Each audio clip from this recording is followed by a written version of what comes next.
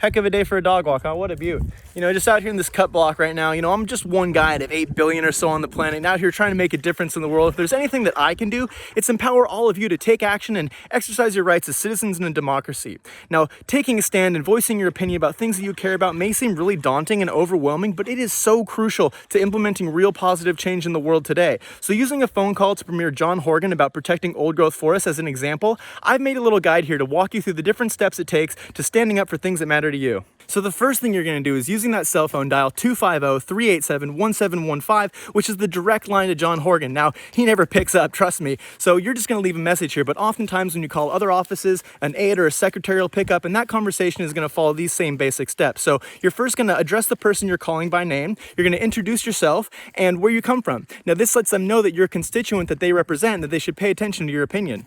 Next, you're going to explain what it is that you're calling about in a really clear, concise manner, why it matters to you, what you hope to accomplish, and you can do this either as simply or as complicated as you like. Maybe you want to stop cutting down old growth forests simply because you enjoy knowing that they exist somewhere in the world, or maybe you want to get into the whole complicated economic, ecological debate about how cutting down old growth forests is literally destroying our future. It's totally up to you. Whatever you say here, the important thing is that you make it known that you care about what you're calling about. After that, the next step is to offer some sort of solution, some kind of hope. And again, you can make this as simple or as detailed as you like. It can be as simple as stop cutting down virgin forests and create sustainable logging.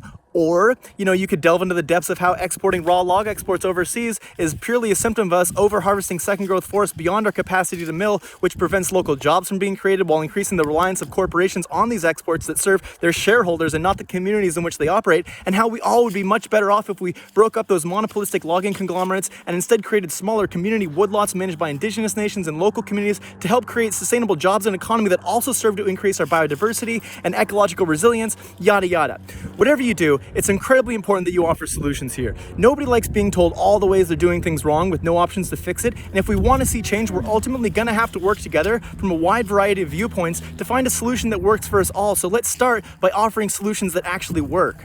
And finally, you're going to thank the person you've been speaking with for their time and for their consideration, which echoes back to more of just the guidelines for constructive conversation in general, communications 101. And that's that we need to remain polite and civil. I know that if a subject is important enough to you to make a phone call, then it's often probably loaded with all sorts of heavy emotions ranging from sadness to anger to betrayal and even some rebellious tendencies, which is totally normal in, issues that are this big where, opposition can often feel so futile.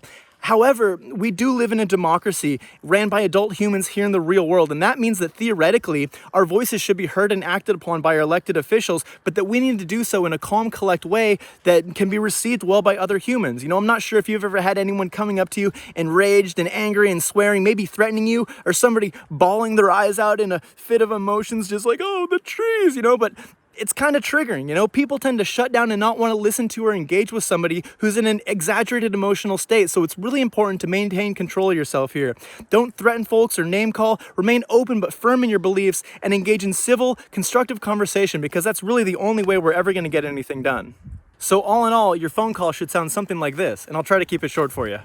Hey there, Premier Horgan. My name is Ross, calling from Squamish, BC. Just calling because I'm really concerned with the way that we're continuing to allow logging in the last ancient forest ecosystems here in the province, especially when those ecosystems are at less than 2.7% of their historic numbers. It makes me really concerned with the type of future we're going to be leaving for our children. I think there's a lot of really creative solutions out there that benefits everybody in society, not only economically, but ecologically as well. And that includes putting a moratorium on all old growth logging effective immediately, stopping raw log exports going overseas, retrofitting existing mills to handle smaller loads, and working with indigenous nations and local communities to create sustainable woodlots and sustainable management plans going forward into the future. I think this is a really important issue, and I would love it if you took the time to address it. Thank you so much for your time and consideration.